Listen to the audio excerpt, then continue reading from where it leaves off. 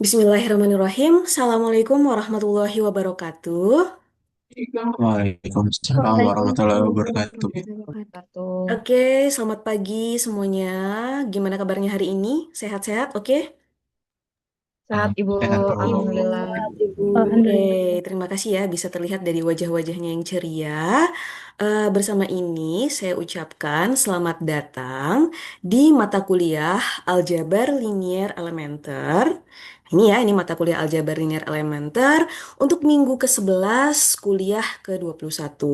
Aljabar Linear Elementer ini sebagaimana yang tertera pada RPS ya, merupakan mata kuliah wajib bagi mahasiswa semester 2 dan besar SKS-nya adalah 4 SKS. Karena SKS-nya besar, maka biasanya kita bagi menjadi dua pertemuan dalam satu minggu, yaitu hari ini 2 SKS dan nanti Jumat itu 2 SKS lagi, gitu ya. Dan untuk mengikuti mata kuliah Aljabar Linear Elementer, ini rekan-rekan diharapkan sudah mengikuti mata kuliah pengantar logika matematika dan himpunan di semester 1. Lalu, untuk mengikuti pertemuan ke minggu ke-11 ini, diharapkan rekan-rekan sudah menguasai tentang matriks, operasi matriks, determinan matriks, sistem persamaan linier, transformasi linier, dan juga ruang vektor. Apa yang ingin dicapai dari perkuliahan ini? Nah, yang ingin dicapai dari perkuliahan ini ya, yang ingin dicapai dari perkuliahan ini, mungkin kita sekalian full screen aja ya, supaya lebih kelihatan. Nah, di sini. Yang ingin dicapai itu ada 4, jadi ada 4 CPMK-nya. Khusus untuk minggu ke-11 kita fokus di yang ini nih ya. Jadi di bagian ini nilai eigen dan vektor eigen, menganalisis operasi matriks yang berkaitan dengan nilai eigen dan vektor eigen. Untuk referensinya di minggu ini kita lebih banyak menggunakan referensi yang ini, dan ini. Bisa rekan-rekan lihat ya, referensinya ini terbaru semua. Ini 2023, ini juga 2023, dan yang lain juga referensi-referensi yang up to date. Lalu untuk pertemuan hari ini, karena hari ini adalah pertemuan 21 untuk minggu ke-11, maka sasarannya nanti rekan-rekan ketika lulus, itu capaian pembelajaran lulusannya adalah terkait pengetahuan satu, yaitu menguasai konsep matematika murni, ini ya, matematika murni dasar, terapan sederhana, dasar-dasar pemrograman yang mendukung pembelajaran dan penelitian matematika.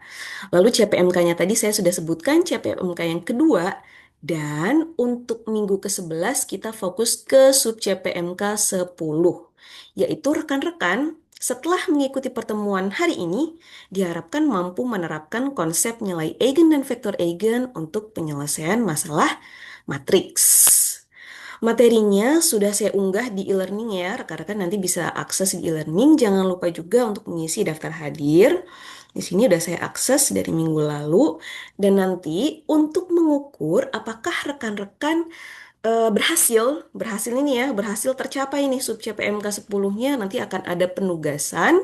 Soalnya bisa rekan-rekan akses nanti pukul 9.30 dan pembahasannya bisa rekan-rekan akses juga satu minggu kemudian ya. Lalu tugasnya nanti tentang apa nih? Asesmennya, asesmen untuk mengukur teman-teman bisa menguasai sub CPMK 10. Nah, tugasnya kita lihat di slide berikutnya ya. Nah ini ya, jadi ada 3 indikator untuk pertemuan hari ini, yaitu rekan-rekan bisa menjelaskan definisi nilai eigen dan vektor eigen, kemudian mampu menentukan nilai eigen dan vektor eigen untuk transformasi linear yang sudah diketahui, serta menjelaskan contoh penerapan nilai eigennya. Diharapkan dengan 3 indikator ini, nanti tujuan pembelajarannya dapat tercapai. Sampai sini apakah ada pertanyaan atau kira-kira sudah jelas semua? Cukup jelas, Ibu. Jelas, Bu. Jelas, Ibu. Oke, jika sudah cukup jelas, boleh diberi reaction tanda jempol ya. Oke, baiklah. Sepertinya semua sudah mengikuti dengan baik. Oke, berarti kita bisa lanjut ke materi. Nah, untuk materinya sendiri, ini adalah pembahasannya ya. Jadi ada terkait nilai eigen, vektor eigen, definisinya, lalu bagaimana kita menghitung nilai eigen dan vektor eigen untuk transformasi linear yang diketahui, serta beberapa aplikasinya. Di akhir nanti kita akan bahas game yang sudah didemonstrasikan. Kita mulai dulu rekan-rekan nih. Tentu sebagai Gen Z, ini kan Gen Z semua ya, Gen Z tentunya di handphonenya pasti menyimpan banyak sekali foto-foto. Pernahkah rekan-rekan melakukan edit foto dari foto yang di sebelah kiri ini menjadi foto yang di sebelah kanan? Pernah nggak? Pernah. Pernah ya? Sering Ibu. Oh, sering. Oke. Tahu pernah Bu. Biasanya pakai fitur apa nih dari edit kiri foto kiri menjadi foto ke kanan? Mirror. Cermin, iya mirror. Mirror, mirror ya, mirror ya. Oke, baiklah mirror karena ini kelihatan nih dari matanya sebelah sini, matanya sebelah sana. Oke, sekarang kita lanjut. Bagaimana dengan yang ini? Pernah juga nggak edit dari fotonya size-nya segini menjadi segini? Pernah juga? Nah, Pernah. pernah. Pernah. Nah, oke. Lalu yang ini, pernah juga nggak nih? Ini fotonya lucu-lucu ya. Pernah, Bu. Bu. Nah, Pernah pernah. juga. Motret. Kalau yang ini kira-kira ada perubahan nggak ya? Nggak ada perubahan ya. Nggak ada. Ada. Nggak ada ya. Dari yang terlihat sepertinya tidak ada perubahan. Oke. Rekan-rekan, mungkin terlintas di teman-teman suatu pertanyaan, mengapa di foto-foto ini ada garis seperti ini dan garis seperti ini? Ini kan semacam koordinat X dan koordinat Y begitu ya. Eh, Dari sebuah foto itu bisa kita pandang sebagai ruang vektor berdimensi 2. Mengapa? Karena titik-titik pada foto ini, pada pixel foto, itu bisa kita pandang sebagai vektor. Misalnya hidungnya ini, hidungnya terletak di koordinat berapa? Nah, itu kan terletak di R2 ya, jadi ruang vektor berdimensi 2.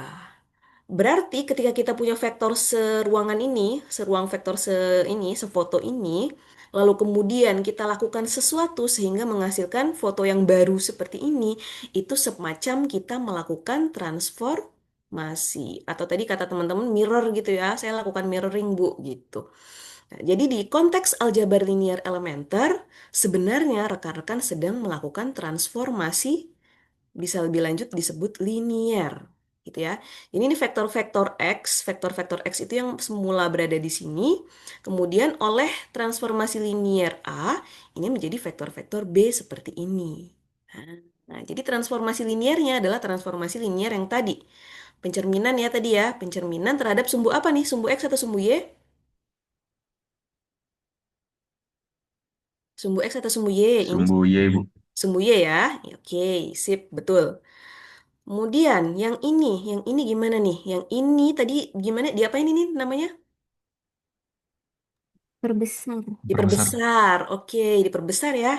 Jadi kita punya vektor yang seperti ini, X yang semula di sini. Kemudian kita transformasikan sehingga menjadi vektor yang sebelah sini, vektor B.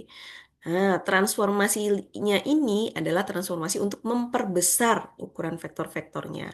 Atau bisa kita katakan sebagai dilatasi. Itu nanti namanya gitu ya. Jadi transformasi linear yang ini namanya dilatasi. Lalu sekarang yang berikutnya. Yang ini tadi namanya apa tadi?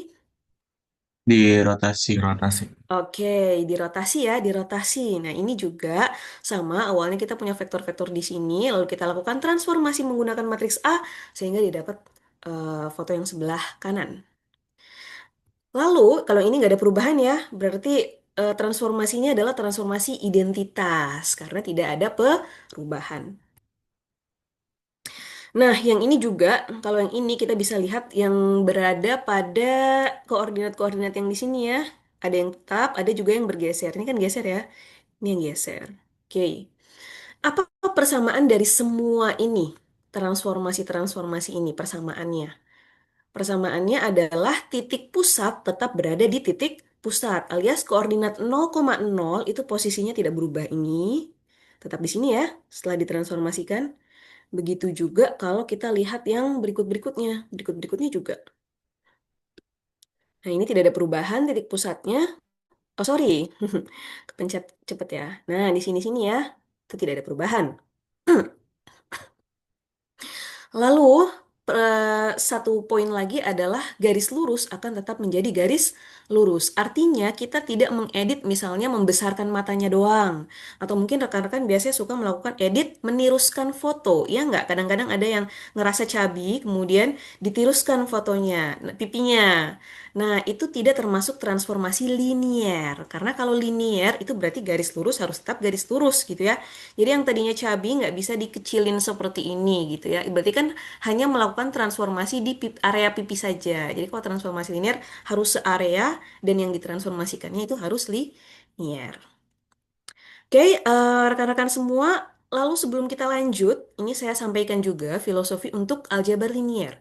Di aljabar linier itu kita akan memandang aljabar linier secara geometris dan tidak lupa poin pentingnya melakukan perhitungan dan pembuktian secara abstrak menggunakan aljabar. Jadi setelah tadi kita melihat fenomena-fenomena yang ternyata erat berkaitan dengan kehidupan kita sehari-hari, kita juga perlu membahasnya dari sudut pandang matematika. Oke, sekarang karena dari sudut pandang matematika nih ya.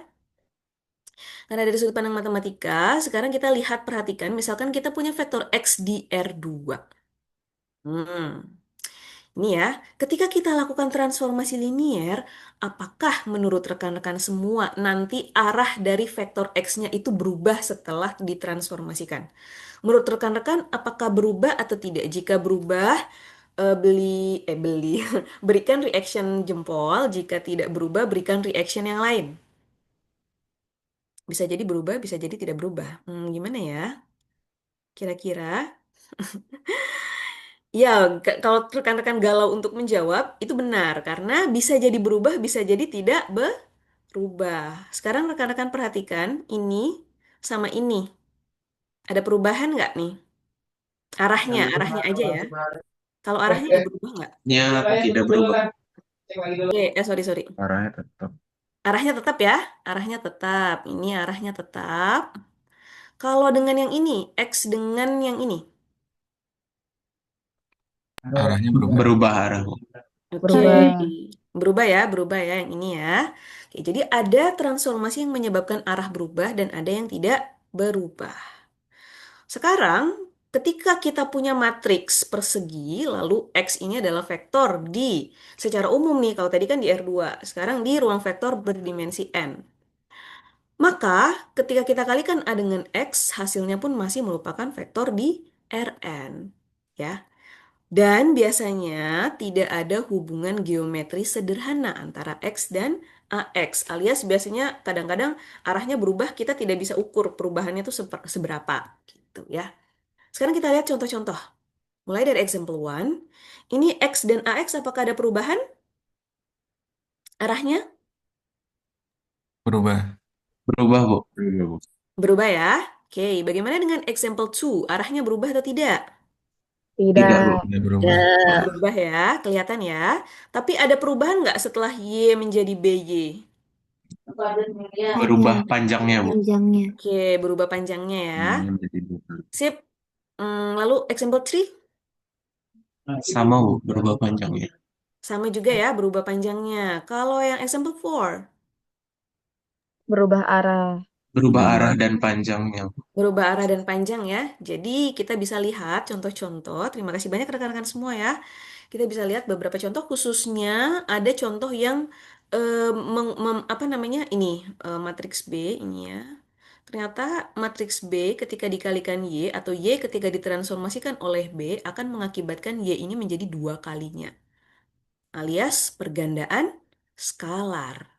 Nah, jadi matriksnya, ternyata matriks dikalikan vektor bisa hasilnya akan sama dengan suatu skalar dikalikan vektor. Begitu juga yang ini. Ada fenomena seperti ini nih, gitu ya. Lalu timbul pertanyaan. Oh, timbul pertanyaan, pertanyaannya gimana? Eh, apakah hubungan seperti ini selalu terjadi antara sembarang matriks dan sembarang vektor? Nah, dalam melakukan pendefinisian ini kita harus berhati-hati bahwa ketika vektor X-nya 0, pasti kan nanti jadinya A0 sama dengan 0 ya. Jadi skalarnya tidak ada artinya, skalarnya mau berapapun. Oleh karena itu kita harus mengecualikan vektor X sama dengan nol. Sehingga muncullah definisi nilai eigen dan vektor eigen seperti ini.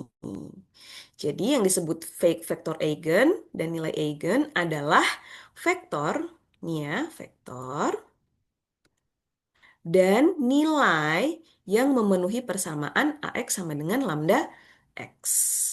Gitu. Dan tentu saja ini berupa pasangan ya. Jadi kita punya suatu matriks, lalu kita akan punya pasangan vektor eigen dan nilai eigen yang memenuhi persamaan ini. Jadi ini adalah definisinya. Oleh karena itu, bisakah rekan-rekan memberikan kesimpulan dari contoh 1, 2, 3, dan 4 mana saja yang merupakan contoh vektor eigen dan nilai eigen? Kita coba lihat kembali. Example 1, ini vektor eigen apa dan nilai eigen atau bukan? Bukan. Bukan ya? Bukan. Oke, bagaimana dengan yang ini? Iya, Bu. Ini benar. Ini benar ya, vektor eigen sama nilai eigen ya, kelihatan ya. How about this example 3? Sama, ini juga Sama, Bu. benar. Benar, Bu. Sama ya, ini juga. Kalau yang example 4? Bukan. Bukan. Bukan ya? Oke, sip. Dengan demikian, rekan-rekan sudah berhasil untuk lulus indikator yang pertama. Indikator pertama tadi ingat bahwa rekan-rekan bisa menjelaskan definisi vektor eigen dan nilai eigen. Sekarang kita lanjut ke ini. Ada sedikit catatan ya, ada sedikit catatan bahwa yang namanya vektor eigen itu adalah vektor eigen itu adalah dia akan merepresentasikan titik-titik yang mana jarak dari transformasinya itu ya, arah dari transformasinya itu. Jadi ke arah mana nih? Ini misalnya Y, ini ya, Y, ini vektor eigennya nih kan berarti arahnya kemana? Tuh. Sementara nilai eigen adalah seberapa besar dia diregangkan. Kalau positif artinya jadi membesar, lalu kalau negatif, positif di atas satu ya, positif di atas satu artinya membesar, positif antara 0 sampai 1 artinya mengecil, lalu kalau negatif artinya berbalik arah. Sampai sini apakah ada pertanyaan atau sudah cukup jelas? Cukup jelas, Ibu. Jelas, Bu. Oke, terima kasih banyak. Lalu kita lihat lagi, ini ada contoh lain lagi ya, transformasi linear shear. Ini koordinat-koordinat di sumbu X itu berubah, tapi koordinat di sumbu Y tidak berubah. Oleh karena itu, semua vektor eigennya berada di sumbu X dan nilainya 1. Karena kan nggak berubah nih ya, panjang besarnya ya tetap. Sekarang kita lihat yang ini. Bagaimana dengan transformasi linear yang ini? Kita lihat yang bagian bawah sini. Yang bagian ini ya. Ini vektor V-nya segini. Lalu untuk vektor AV-nya setelah ditransformasikan jadi begini. Ini kelihatannya di apa ini? Arahnya berubah atau tidak? Arahnya tidak berubah. Jadi ini merupakan contoh vektor eigen nilai eigen ya. Lalu perbesarannya berapa nih? Kira-kira berapa kalinya? 1,5. Tengahnya, Bu. 1,5 ya. Diperbesar menjadi 1,5 kalinya. Oke. Kalau yang ini kan vektor V-nya begini. Lalu AV-nya menjadi berbalik begini. Ini berarti kira-kira nilai eigennya berapa nih? -1. Negatif. Negatif ya, negatif 1. Iya benar, karena tadi panjangnya segini, ini cuma berbalik arah aja. Tidak diperbesar, tidak diperkecil, berarti negatif 1. Oke, berarti rekan-rekan sudah berlatih untuk indikator kedua, yaitu menentukan nilai eigen dan vektor eigen untuk transformasi linier yang diketahui. Selanjutnya kita ke penerapan. Nilai eigen dan vektor eigen itu punya banyak penerapan, salah satunya diagonalisasi, dan diagonalisasi ini nanti untuk matriks yang persegi. Untuk matriks yang tidak persegi, nanti kita akan mengarah sampai ke konsep yang namanya singular value decomposition. Saya akan menunjukkan bagaimana contoh-contoh. Nah ini ya, jadi di penerapan yang lebih lanjut, ini teman-teman bisa lihat di sini rekan-rekan ya. Ini ada vektor eigen. Nah, konsep di sini nih ternyata bisa dimanfaatkan untuk kompresi gambar ya. Jadi untuk kompresi gambar, jadi vektor eigen ini menjadi dasar untuk ini Singular value decomposition yang mana penerapannya bisa untuk kompresi gambar. Tapi ini kita lihat ini 2016 ya. Ada nggak yang lebih terbaru ya? Oh, ada dong. Tentu saja ada. Kita lihat, nah ini baru banget ya. Maksudnya belum lama banget, Juni 2024. Ini juga sama, kompresi gambar menggunakan SVD dengan Python. Nah, nanti rekan-rekan eh, bisa juga memanfaatkan program misalnya Python, R, atau MATLAB untuk menghitung nilai eigen maupun vektor eigen. Selanjutnya, nah ini juga ada ya, sebagai sivitas akademik di Universitas Mula Warman yang memiliki kekhasan sebagai pusat studi tropis, kita ini kan PIP-nya adalah ini ya, memiliki concern untuk penelitian-penelitian di bidang hutan hujan tropis ya di lingkungan. Nah, jadi ini juga bisa kita terapkan nih sebagai sivitas Unmul, yaitu klasifikasi lahan mangrove menggunakan metode SPD. Jadi nanti bisa juga rekan-rekan melakukan klasifikasi lahan hutan hujan tropis menggunakan metode SPD, yang mana ini dasar-dasarnya menggunakan nilai eigen dan vektor eigen. Ini juga ya, classification of forestry. Dan kalau teman-teman melihat, ini organisasinya PBB ya, Food and Agriculture Organization, mereka membuat petunjuk statistika untuk research kehutanan, itu juga pakai vektor eigen. Nih, vektor eigen, nilai eigen. Nih, ya, ada di sini ya. Jadi bisa rekan-rekan lihat, wow, penerapannya sangat luas. Bagaimana dari sisi teoritis? Dari sisi teoritis juga banyak ya. Ini kita bisa lihat penelitiannya terbaru semua di tahun ini. Ini udah kalau online biasanya memang sudah terbit duluan. Nih ya. Baik di bidang fisika, di bidang matematika diskrit, aljabar linier maupun ini kayaknya fisika juga ya, fisika-fisikaan juga nih gitu. Jadi kita bisa lihat ternyata memang konsep-konsep ini luas untuk diterapkan. Ini 2025, bagaimana tahun-tahun sebelumnya juga ya. Ini perkembangan secara teoritis dari vektor eigen maupun nilai eigen itu sangat berkembang. Jadi eh, menarik untuk dipelajari. Dan tidak hanya tentang ini saja ya, nanti rekan-rekan juga bisa lihat aplikasinya terkait PCA, khususnya ini untuk olah-olah data. Jadi olah-olah data gitu ya. Olah-olah data nanti bisa pakai PCA. Akan saya berikan linknya juga, bisa rekan-rekan akses di e-learning. Oke, begitu teman-teman. Sebelum kita membahas tentang games yang sudah dirilis kemarin, apakah ada pertanyaan terkait materi apa sudah cukup jelas? Jika sudah cukup jelas, boleh beri reaction jempolnya. Saya perhatikan dulu ya. Kalau sudah ada jempolnya, berarti diasumsikan sudah memahami. Oke, sudah memberikan jempolnya. Baiklah, terima kasih banyak rekan-rekan semua. Sekarang kita akan coba lihat di ini gamesnya tadi nih ya.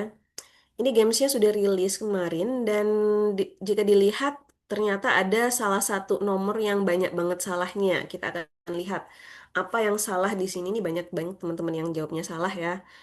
Ini kita lihat apa yang menyebabkan pernyataan ini salah. Kira-kira apa nih? Nah, clue-nya di sini ya. Clue-nya di sini, AX sama dengan lambda X.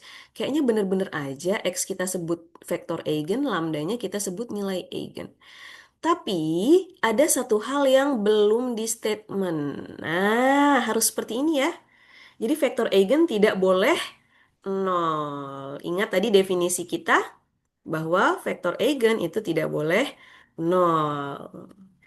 Maka jika disimpulkan, kita buatkan summary-nya tadi ya. Jadi ini adalah definisi vektor eigen sama nilai eigen. Kalau vektor eigen tidak boleh nol, tapi nilai eigen boleh nol. Adapun untuk contoh-contoh cara menghitung vektor eigen, nilai eigen pada transformasi linear yang sudah diketahui, tadi kita sudah coba dan nanti akan ada tugasnya di penugasan mahasiswa. Oke, jadi kalau kita review kembali, tadi kita sudah membahas tentang definisi nilai eigen, vektor eigen, lalu ini juga sudah, dan yang terakhir juga sudah. Harapannya nanti rekan-rekan itu bisa mengerjakan tugas yang saya berikan di e-learning. Apakah semua sudah bisa akses tugasnya? Sudah bisa ya harusnya ya? Sudah Ya, Ibu. Bisa ya, Bu? Bisa, Bu. Sudah, Bu. Bisa, Bu. Oke, terima Bisa, kasih Bu. banyak. Lalu untuk pertemuan hari Jumat, kita akan lanjutkan dengan membahas teorema terkait nilai eigen dan vektor eigen dan bagaimana penghitungannya. Untuk materinya juga bisa rekan-rekan akses langsung ya. Jadi nanti 2 hari lagi udah langsung bisa diakses. Silakan untuk dipelajari. Ini tugasnya nanti harap dikumpulkan ya. Karena tugas ini nanti sebagaimana yang saya katakan, nanti untuk mengukur apakah teman-teman itu sudah memenuhi indikator-indikator tadi. Sehingga tercapai bahwa rekan-rekan bisa menerapkan konsep nilai eigen dan vektor eigen untuk penyelesaian masalah matriks. Jangan khawatir, setelah mengerjakan tugasnya, rekan-rekan juga bisa melihat pembahasannya di e-learning. Oke, semua, apakah ada pertanyaan sebelum kita tutup? Karena sepertinya ini sudah di akhir perkuliahan. Udah cukup jelas, Bu. Sudah Sudah cukup jelas, Bu. Iya, cukup oke, jelas, Ibu. sudah cukup jelas semua. Baik, saya ucapkan terima kasih banyak rekan-rekan. Ini untuk referensinya ya, referensi mata kuliah kita secara keseluruhan dan tentu saja selain ini rekan-rekan juga bisa mengumpulkan referensi yang lain yang non formal di luar ini. Misalnya teman-teman nonton video YouTube atau memperbanyak baca jurnal juga boleh. Oke, baiklah semua. Jika demikian, saya ucapkan terima kasih atas partisipasi teman-teman di mata kuliah Aljabar Linear Elementer. Kita akan berjumpa lagi minggu depan. Jangan lupa tugasnya untuk dikerjakan. Terima kasih, selamat pagi. Wassalamualaikum warahmatullahi wabarakatuh. Pagi, Ibu. Waalaikumsalam. Waalaikumsalam warahmatullahi Assalamualaikum warahmatullahi wabarakatuh. wabarakatuh. Terima kasih banyak, Makasih, Ibu. Bu. Terima kasih, Bu. Oke, see you.